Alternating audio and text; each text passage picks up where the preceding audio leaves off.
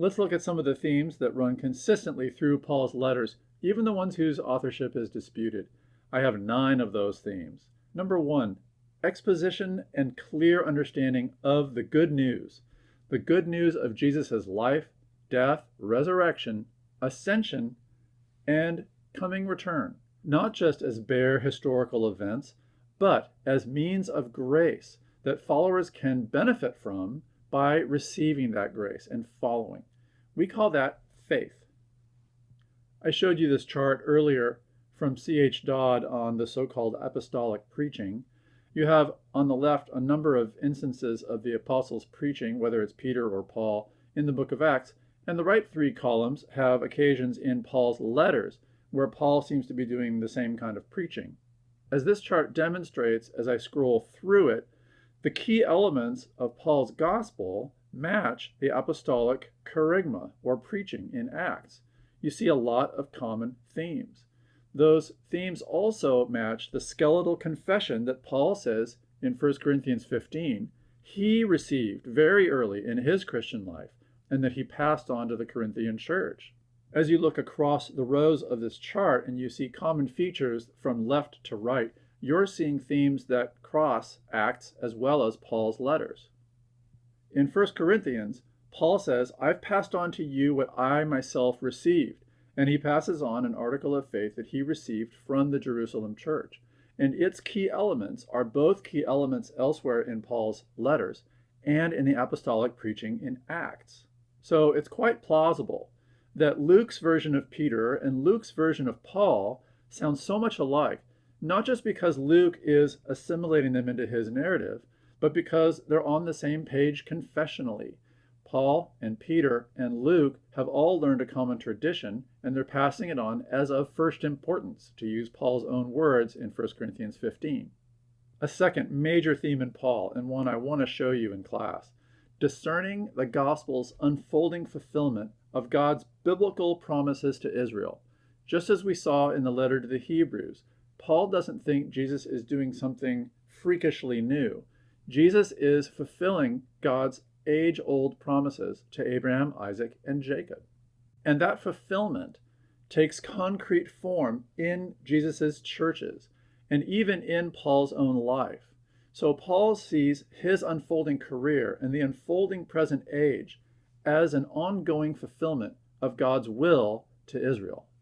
Theme number 3, Paul spends a lot of time exploring and presenting the gospel's deeper implications, and those implications run to everything.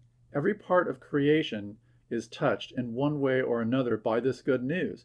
After all, Jesus has ascended and reigns over all creation. That takes extravagant form in Paul's letter to the Colossians, but it takes everyday forms. How should we live our lives? Should we go to court when we have a dispute?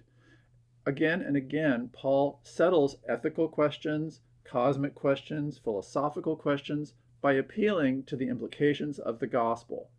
I consider my field of Christian theology to be really nothing more than unpacking and presenting the implications of the gospel on everything. And Paul is one of my primary guides because he does it so often and does it so well. He becomes a great mentor. So does John. So does Peter. The writers of the New Testament are coaches for us in training us to see the way Jesus' gospel affects everything. Theme number 4, recognition and avoidance of false gospels and false teachers. Of course, we saw this already as a major concern of the general letters, and Paul shares that concern. His churches are under pressure, and often that pressure is coming from inside, from teachers who are misrepresenting Jesus' traditions, misrepresenting his lordship. And Paul is anxious for his church. He's like a mama bear defending a baby bear that's threatened by an enemy. Theme number 5, Paul wants his churches ready for Christ's coming, for what the New Testament calls his parousia, his appearing, to share the inheritance of his kingdom to those who are ready. And we get ready by cultivating holiness, Christ-likeness, Paul will call it, and cultivating and nurturing and giving and receiving spiritual fruit. A word for this consistent theme that runs across Paul's letters is hope, lives of hope in Christ's coming. Theme number 6, is the missional significance of the church. What I mean by that is the church's importance as not just a product of mission, but as a means of Christ's mission. The mission that has been delegated to Paul gets delegated to all of Paul's churches. I want to show you a super cool chart I found from Jill Marshall, a New Testament scholar, mapping both the churches that received Paul's letters and the churches that figure into Paul's ministry on Google Earth, to give you a sense of the cosmic character of Paul's vision in a way that two-dimensional maps just don't quite capture. By the way, the green pointers designate cities that receive Paul's letters, his audiences, and the blue ones designate cities that come up in his ministry. Paul sees Christ's church as God's public body, God's new temple, God's building, God's field, Christ's bride, God's people, the kingdom's heirs, not just in one little area, but across the world. And Paul's legacy is a kind of realization of this vision. He has planted churches from across the known Mediterranean world. The fact that so much of the New Testament is letters written across distances to new, planted, tenuous congregations, that's all testimony to the fact that only a missional church could have produced the New Testament. I want to repeat that because it's so important. Only a missional church explains the very shape of the New Testament. And that honors a consistent theme in Paul's letters, that this is why the church exists. This is the unfolding realization of God's eternal purpose, not just to disclose the nature of things through Jesus' death and resurrection, but to flesh that out in real congregations, in real tribes and tongues and nations that spread all the way to the ends of the earth. Only a missional church could have produced the New Testament we have. And that demonstrates the missional character of the church. And that calls for a question. Is your vision of the church missional? Do you think of the role of your local congregation as part of the unfolding mission of Paul's gospel? Theme number 7, the shape of life in those congregations. The spirit-gifted and harmonious shape of Christian collective discipleship in those congregations that are devoted to Christ and devoted to one another out of their devotion to Christ across distances. Geographic distances, as we see, but as we'll see as we look in the letters, social distances, class distances, cultural distances. None of those can interfere with the harmonious life of love. Love is a key theme in Paul's letters that he stresses throughout his career from beginning to end. Theme number 8, that fruitful and faithful life faces challenges, external threats, but especially internal threats. And a consistent theme across Paul's letters is responding faithfully to those challenges, acknowledging them, naming them, and trying to solve them. And by the way, some of Paul's solutions to those challenges are very unpopular today. Nevertheless, they are a consistent theme of his letters and something we need to take seriously. 9th, finally, a consistent theme is the formation of leaders after Paul's example following Christ's example. Imitate me, he says to his leaders and to his congregations. He doesn't seem interested so much in forming a clergy that will do all the important work, so much as forming leaders that will grow the congregations to do the work that all of them share. Those themes all attest to the broad and consistent life and character of this remarkable apostle. Paul is a passionate Jewish vehicle for what he calls the good news of God, a vehicle for that gospel into the Greco-Roman social world and intellectual world. Paul stands as a consistent example of a transformed life. Jesus transformed Paul's purpose, his life, his perspective, and his character. Even while a number of his assumptions are left in place, he doesn't change God's. He doesn't change some of his expectations. Nevertheless, even the ones that are still there have been transformed, really radically transformed, by his understanding of the significance of the coming of the Messiah.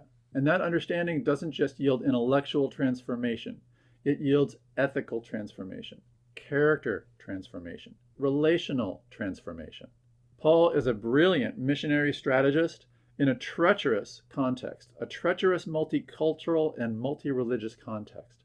Paul is a creative, apocalyptic, messianic rabbi who embodies that Christian apocalyptic perspective, which sees Jesus the Messiah as the fulfillment of what is still an apocalyptic picture waiting for final deliverance. Paul isn't just a brilliant strategist and an accomplished rabbi. He is a tenacious pastor. He is a persistent mentor, raising up people after him to continue his mission after he's gone, and just to continue his mission beyond where he's been able to go. Paul makes an unlikely, world-changing leader, but I think that's part of the secret of his success. His weakness, he says, is his strength, because his weakness is an opportunity for Christ to demonstrate his strength. Paul tells his readers, I carry in my body the death of Jesus, so that the life of Jesus may be manifested in you whom I serve. So Paul is on the way of the cross. His ministry, his sufferings, his imprisonment, ultimately his execution, demonstrate that his way is Jesus' way, all the way to Rome, all the way to the end. So why is this life so compelling? Why did Paul change the world? I have a hypothesis, which really just comes down to an observation. Paul's life is coherent. His imagination, his vocation, his lifestyle, his vision, his confession of faith, his mission, and his legacy all cohere. They cohere powerfully. They attract us by their integrity. What you see in Paul's conversion is really the resolution of a disintegrated life, a life that pursued God passionately and yet tragically. These various features of Paul's life and character are synergistic. They work together. They strengthen each other. Actually, that is another theme, that our church's gifts and fruit should do the same. We should be in a position to strengthen one another in Christ's body. Well, in Paul's own life, these elements, all transformed by the kingdom, strengthen each other.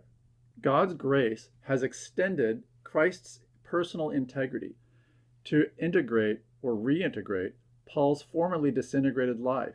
Remember, Paul was zealous for God. He was zealous for his people Israel. He longed as a Pharisee for their renewal and their readiness for Messiah's coming. And yet that zeal led him to persecute the Messiah himself. It led him to a life opposing his own goals. That's a disintegrated life. And God's grace brought powerful integrity and coherence to that life. And the result was world-changing. I'll leave you with this. Paul told his readers, imitate me. And if we imitate him, I'm not saying we're going to become the most influential person in the history of the world. That spot is taken by Jesus, and number 2 is taken arguably by Paul. But we can share in that power, and we can share in the very quiet, slow grace that works transformation around us and to the ends of the earth.